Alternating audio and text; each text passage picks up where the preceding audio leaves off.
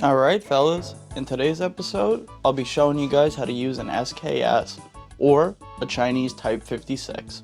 Start over here. This little switch is your safety. With it flipped upwards, your safety is engaged. Downwards, safety is off. To release your magazine, you want to pull that straight back. That opens up your magazine. You could either load from the bottom, or I'd recommend loading from the top. Loading from the bottom is a pain in the butt. That's the cursed SKS reload.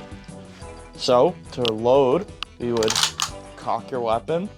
This one's kind of hard to see given the black paint, but these little lips right here, you'd put your stripper clip in there, like so.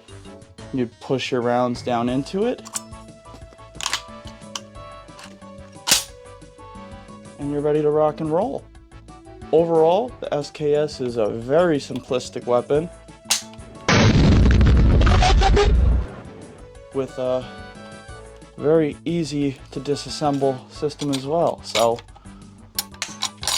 don't be scared of your SKS. Learn how your weapons work. While I'm showing you guys this as well, if you do have an SKS, warning, these have a free floating firing pin.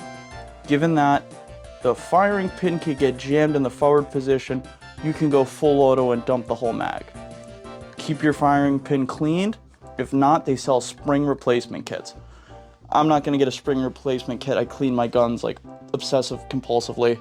So that's all for today. That's how you use an SKS. Super simple. The AK Light. Thank you guys so much for watching. Don't forget to like, comment, and subscribe. Check out the last video. We got a giveaway going on right now, fellas. Thank you so much for watching. Stay safe.